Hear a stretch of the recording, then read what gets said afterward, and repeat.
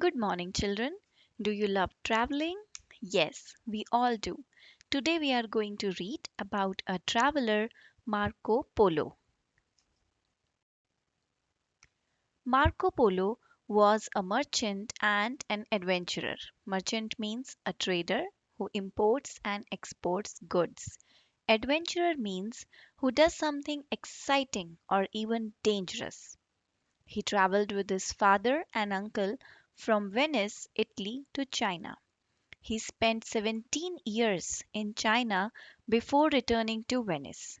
Let us read and learn more about this adventurous explorer. Explorer means a person who travels through a place to discover it. Now, here's the chapter. Long, long ago, when there were no planes and trains, no cars and buses, people had to travel to other countries by ship or caravan. So, this is a very old story.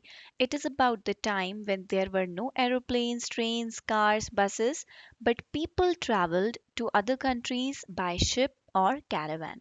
Caravan means a covered vehicle pulled by a horse and used for living in. Marco Polo was one such traveler who went to many countries because he wanted to learn about the people, their food habits, and their culture. Marco Polo was born in Venice, Italy in 1254. When he was 17, he set out on his first voyage with his father, Niccolo, and his uncle, Maffeo. So when he was just 17, he set out on his first voyage. Voyage is a long sea journey. He wanted to visit China to find out about the country and its people. As I told you, he was an explorer. He wanted to visit the place. It took him 3 years to reach China.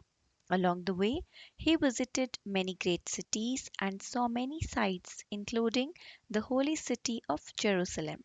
He also saw the mountains of the Hindu Kush, Persia, and the Gobi Desert. He met a lot of different people and had many adventures. The wealth and luxury of the Chinese cities impressed Marco Polo.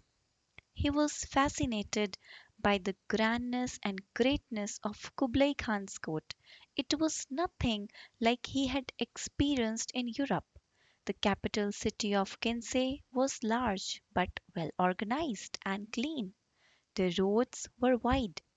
All this was well beyond anything he had experienced in Venice. Everything from the food to the people to the animals like orangutans and rhinos were new and interesting. So, children, since Venice had no roads and it's built on islands, so Marco Polo was quite impressed by the greatness and grandness of Kublai Khan's court. He was impressed by China, especially the capital city of Kinsay. Everything attracted him. It was new and interesting for him. Marco Polo lived in China for many years and learned to speak the local language. He traveled throughout China. He served as a messenger and spy for the emperor. He visited a lot of countries in Western Asia, North Africa, and Southern Europe. During these visits, he learned about different cultures, foods, and people. He saw many places and things that nobody from Europe had ever seen before. After traveling for 24 years, Marco, along with his father and uncle, decided to return to Venice. He lived in China for many years and worked for the king as a messenger. Messenger means someone who takes and passes messages. And spy, someone who finds out the secret information about a country or organization. So he traveled a lot during this time and came to know about different cultures, food, and people. After 24 years, they returned to Venice. They had left home in 1271 and finally returned in 1295. So you can see how many years he spent there.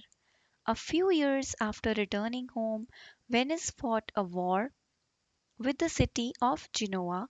Marco was captured and put in a Genoese prison. So, since it was a wartime, he was also captured and put in the prison as a prisoner of war. He was released from prison in 1299. He became a wealthy merchant. He married a lady named Donata Bedore and had three children. He died on 8 January 1324 at the age of 70 and was buried in the church of San Lorenzo in Venice. So he was put in prison during the war but released later. He became a wealthy merchant and married Donata. Now, when he was in prison, he narrated detailed stories of his journeys to the writer who wrote it all in the book, The Travels of Marco Polo. It became very popular. Another explorer, Christopher Columbus, was inspired by his book, Who Discovered America. It is said that he carried it along with him on his travels.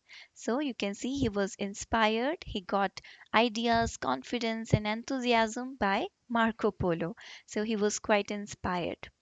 So, children, this was the story. Now read it again and enjoy it. Happy learning!